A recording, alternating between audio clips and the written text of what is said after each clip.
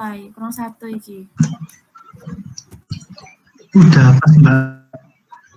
Cuma 5 ternyata. Oh 5 ta. Oke. Loh, cok kabeh lagi. Iya betul. Itu anak cewek.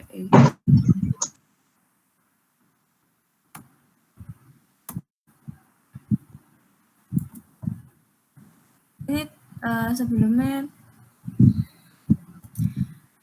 tak dimulai ya. Kelas 1 mimpin doa.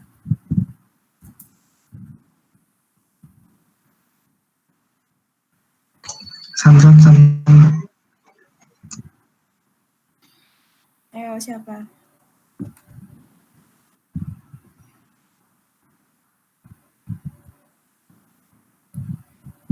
AFK ini jangan-jangan.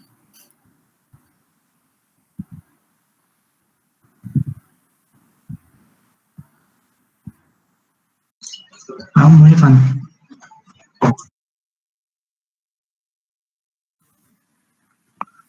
Wildan dalam. Lapa. Ayo mimpin doa. Ya mimpin doa. Ke aku loh. Ya oke wes. Ya, dilo ae. Sebelum memulai kegiatan apa namanya? Mentoring tentang manajerial pada malam hari ini, marilah kita berdoa sesuai agama dan keyakinan masing-masing. Berdoa mulai. Berdoa tidak pernah disebutkan. Oke. Sebelumnya aku paling bisa nek bentar tok soalnya ada deadline kan malam ini.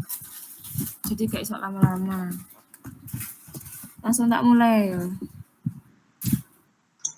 Ya Mbak langsung dimulai aja Mbak. Oke. Bismillahirrahmanirrahim. Jadi materi yang mau tak sampaikan itu tentang deskripsi umum dan tujuan pencapaian pada tahun pertama di bidang manajerial. Nah, materi ini sumbernya dari RPPSDM Himael Kartens. Anak saya ngerti nggak RPPSDM itu apa?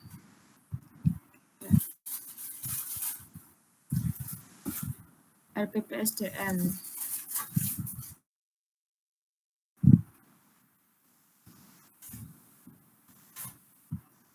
Halo.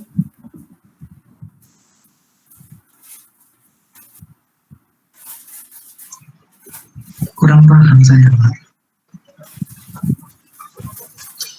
Nah, jadi di HMLK kan ada dua pedoman gitu. Saat yang pertama itu namanya itu ADART, itu anggaran dasar aturan dasar rumah tangga, sama RPPSDM. Nah, RPPSDM ini itu kepanjangan dari rancangan pola pengembangan sumber daya mahasiswa.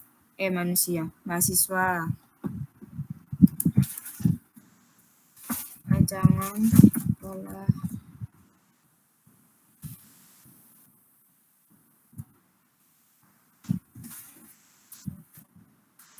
di RPPSDM ini sudah dibagi-bagi. Jadi ada yang namanya tahun pertama, tahun kedua, tahun ketiga buat sing D3, sama tahun keempat itu buat D4. Nah, tapi sing mau tak bahas itu sing tahun pertama. Jadi deskripsi umumnya tahun pertama itu pada tahun pertama kan ada mahasiswa baru. Kemudian mahasiswa baru itu diberikan materi tentang awal kehidupan kampus. Itu kayak waktu IPMB sama apa sih itu namanya? LKMM termasuk Mbak. Apa? LKMM. Ya, LKMM Pratide itu pengenalan. Terus apa sih yang pasangannya IPMB itu loh? Hari terakhir, Pak, salah. Hari terakhir hari berapa tuh? Sing di lapangan D4. Lupa aku. Nah, itulah pokoknya. Terus sama manajemen diri dan kegiatan. Nah, manajemen diri itu kayak LKMM Pratide. Terus sama ada kegiatan yang tujuannya untuk penanaman rasa sense of belonging terhadap program studi. Nah, penanaman ini itu diimplementasikan dengan adanya kegiatan OPP. Tuh. Terus yang kedua, ini ada tujuan pencapaian tahun pertama. Nah, jadi tahun pertama itu tujuan pola pengembangan mahasiswa baru sudah diatur sama RPPSDM Hima LK. Nah, tujuan yang pertama itu mahasiswa mampu untuk beradaptasi dengan kehidupan kampus.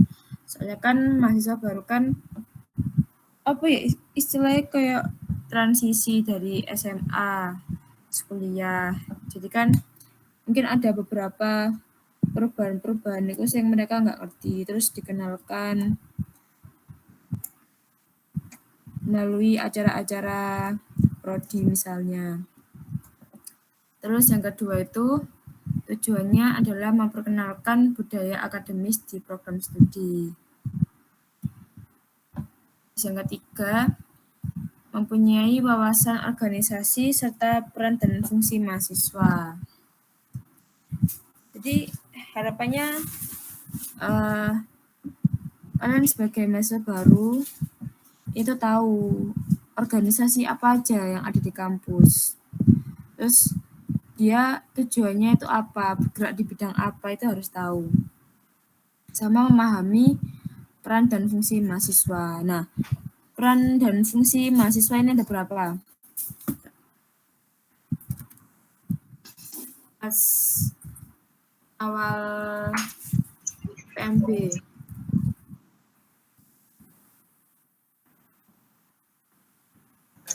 Ada 3 kalau nggak salah, Mbak. Ya, baik, coba sebutkan.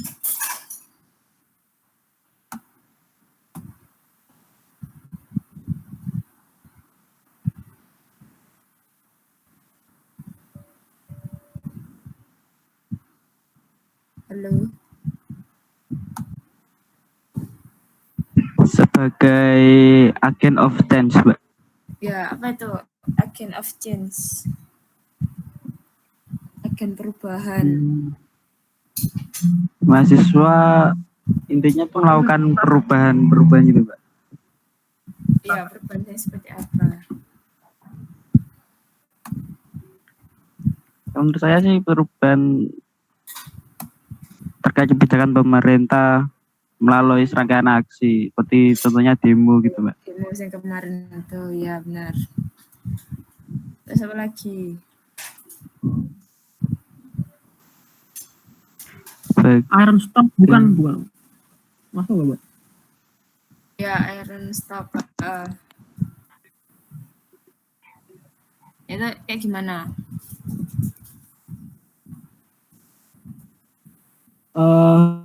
Permental baja.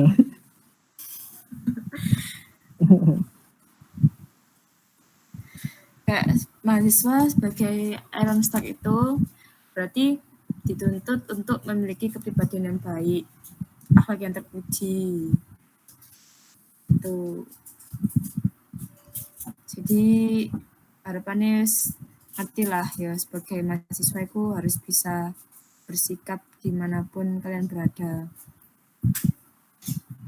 Kayak di depannya dosen itu nek iso ya jaga omongan gitu tuh. Kalau di dosen tok sih, pokoknya dimanapun kalian berada. Terus apa lagi? Iron Stock, Agent of Change, apa lagi?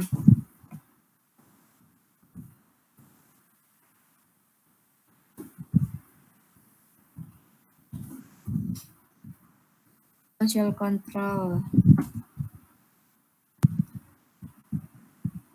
Jadi mahasiswa itu harus punya upaya kontrol terhadap kondisi pemerintah yang tidak pro rakyat kayak gitu. Jadi yaitu sebenarnya social control sama agent of change itu ya saling beriringan, itulah berarti.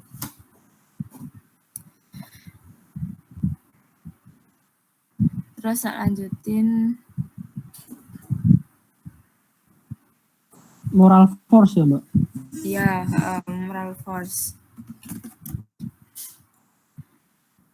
Terus tak lanjutin tujuan pencapaian tahun pertama. Yang tujuan keempat itu ada mahasiswa baru mempunyai rasa sense of belonging atau rasa kepemilikan terhadap program studi. Jadi kamu tuh harus bangga punya program studi ini itu harus bangga. Tuh. Terus yang terakhir, mahasiswa baru mempunyai rasa peka dan peduli terhadap lingkungan sekitar atau sosial masyarakat. Tuh. Nah, di sini ada jadi kayak yang tak bilang pertama tadi, kan selama kalian kuliah ini dibagi dari tahun pertama, tahun kedua, tahun ketiga, tahun keempat. Nah, di tahun pertama ini itu disebut tahap pengenalan. Nah, di tahap pengenalan ini yang dilakukan itu apa aja sih? Yang dilakukan itu adalah serangkaian proses kaderisasi. Nah, proses kaderisasi itu apa aja yang kalian lakukan saat menjadi mahasiswa baru? Nah, pada proses kaderisasi itu ada OPP, terus LKMM Pratd, sama outbound. Itu proses kaderisasi. Nah, kenapa sih kok mahasiswa baru itu harus dapat 3 proses kaderisasi itu? Tujuan utama di tahun pertama itu supaya mahasiswa sendiri itu memiliki rasa solidaritas yang tinggi, entah itu antar angkatan atau antar kelas mungkin gitu. Terus mempunyai rasa bangga terhadap program studi dan mempunyai manajerial diri yang baik. Kan kayak di outbound itu kalian dilatih untuk saling solid, terus sama bangga terhadap program studi. Kemudian kalau untuk manajerialnya itu kan sudah diajarkan di LKMM Pratd tentang cara mengatur waktu gitu. Terus mendahulukan mana yang prioritas, mana yang bukan gitu. Terus habis tahun pertama lanjut ke tahun kedua. Di mana tahun kedua ini itu merupakan tahap pemahaman dan pengembangan. Jadi agak lebih dalam. Nah, proses yang dilakukan di tahun kedua itu apa sih? Ada yang namanya LKMMTD sama LKMMPP. Kalau LKMMTD itu lanjutan dari LKMM Pratd. Kan LKMM tingkat dasar. Kalau LKMMPP itu untuk mahasiswa yang sudah lulus LKMMTD dan dia lolos seleksi untuk menjadi pemandu, maka dia itu wajib mengikuti LKMMPP gitu.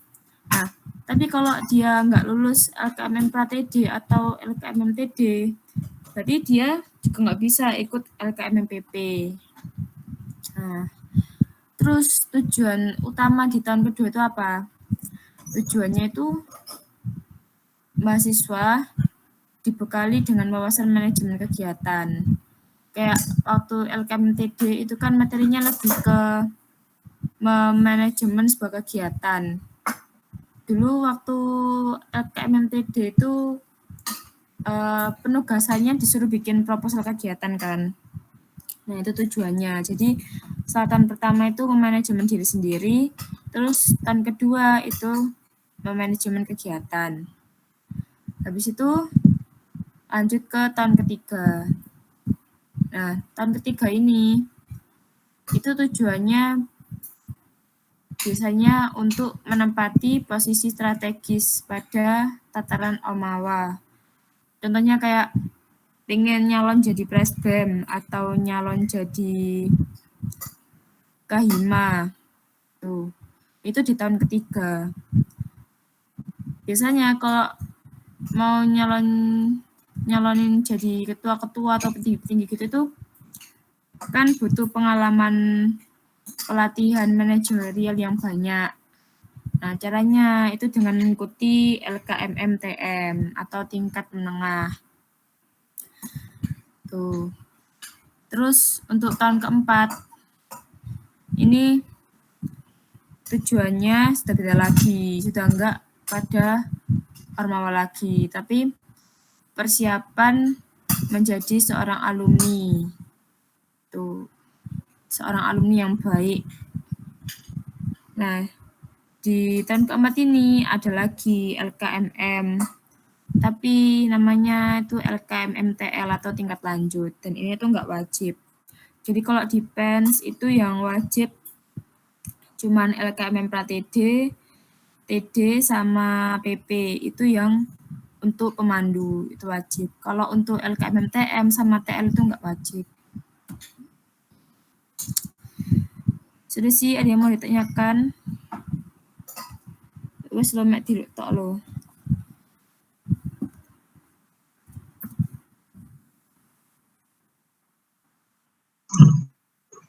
Mbak, saya mau tanya perihal OPP, Mbak. Apa nggak dengar? Kan jelas. Mau tanya perihal OPP. Iya, silakan. Kenapa OPP dilakukannya itu hampir di akhir semester 1 gitu, Mbak? Kenapa di awal semester setelah IPMP, OMP gitu, Mbak? Oh, jadi untuk OPP ini sebenarnya tergantung himpunan masing-masing. Biasanya kalau kan sebelum bikin OPP sama OB itu ada beberapa tahap yang harus dilalui. Jadi kayak pembentukan SC, tahu kan SC? Screening komite. Nah, itu tuh yang bagian konsep yang namanya OPP sama OB. Jadi untuk konsep kegiatan OPP sama OB itu butuh waktu yang lama, nggak sebentar. Soalnya kalau konsepnya asal-asalan nanti kan jadinya nggak bagus. Nah, itu kembali lagi ke kegiatan yang ada di Hima.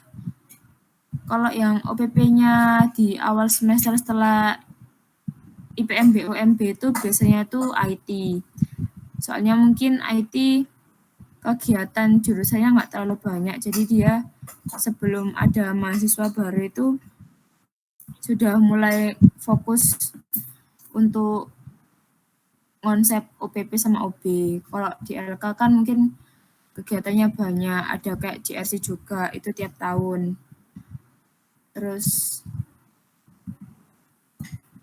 apalagi ya kegiatannya itu banyak sih. Nah itu sehingga di LK ini baru bisa bentuk SC sama konsep OPP sama OB itu pas udah ada mahasiswa baru gitu. Terus kemarin itu untuk OPP sama OB-nya kalian sendiri tuh agak molor karena bentrok sama jadwalnya manajemen PENS. Jadi itu apa ya, nggak harus di akhir semester 1 gitu, enggak. Tapi ya tergantung konsepnya itu matangnya kapan itu. Ada feedback? Oh, Mbak, sudah jelas. Oke, yang lain coba.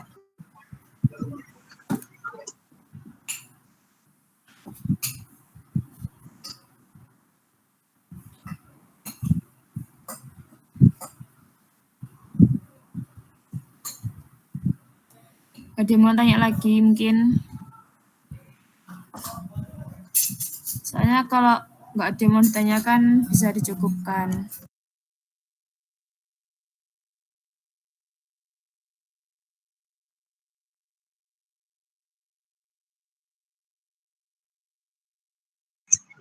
Cukup Mbak, mungkin bisa lanjut dulu.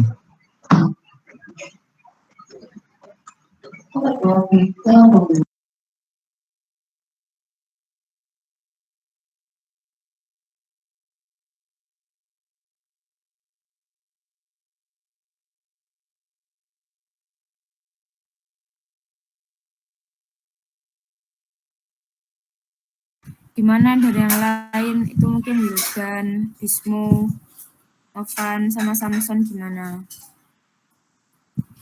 Cukup? Kalau dari saya sih Kalau- cukup Kak. Kalau dari saya cukup juga, Kak. Bismo itu ikut-ikut ya. Oh ya, kalian udah sharing ke mana Kan aja kamu pemimpin. untuk apa 3 bidang ini?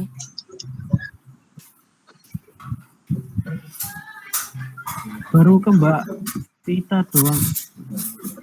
Ya baru ke satu bidang Mbak. Oh, baru Mbak Vita aja, Mbak.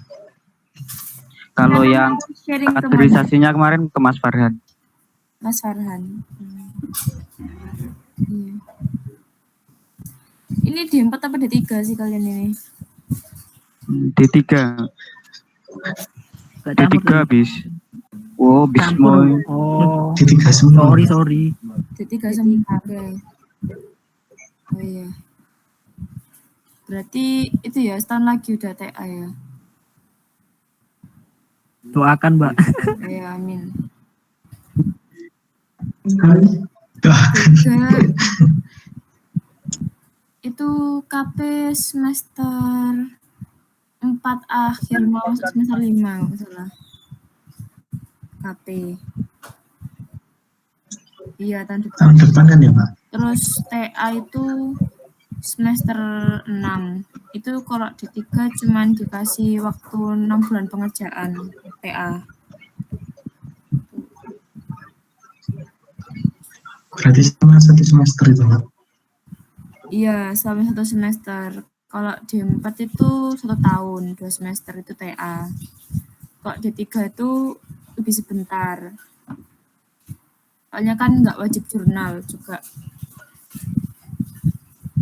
Tuh, tapi yo kudu disiapno. Kamu harus mulai cari-cari dosen pembimbing juga yang favorit. Yang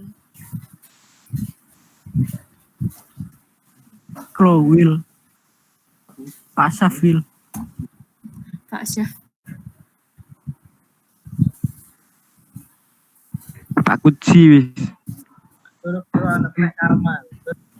Kayak Pak Koce enak, Wil. Ada saya wis dapat buah yuta. Saya belum, Mbak. Gimana, Mbak Buai? Saya, Mbak, semester 1. Enak. Bu Ayu masuk waktu corona. Hmm. Tetap masuk.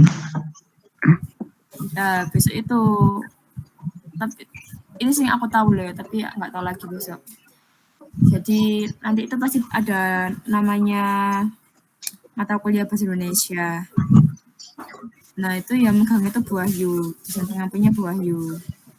Jadi sebelum kalian nentuin judul TA, nanti itu kalian tuh harus berhasil melewati Bu Wahyu terlebih dahulu. Soalnya kan judul TA kan pakai bahasa Indonesia. Jadi gerbangnya tuh harus melalui Bu Wahyu dulu. Gerbangnya besar apa kecil, Mbak? Aku soalnya Alat bis.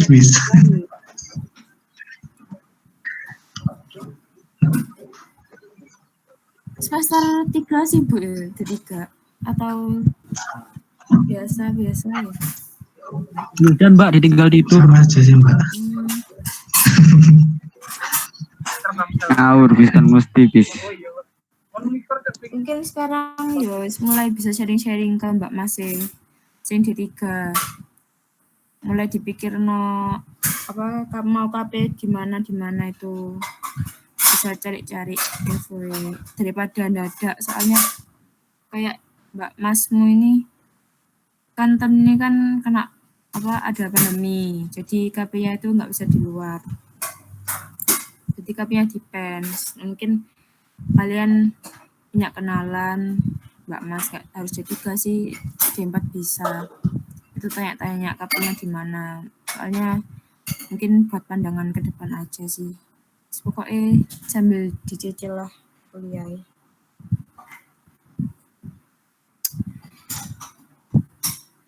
Udah ya Rek, tak cukupkan dulu untuk malam hari ini. Terus gak ada yang mau tanyakan toh? Udah Mbak kayaknya Mbak. Iya. Ayo tadi yang ya, buka itu nutup pakai doa.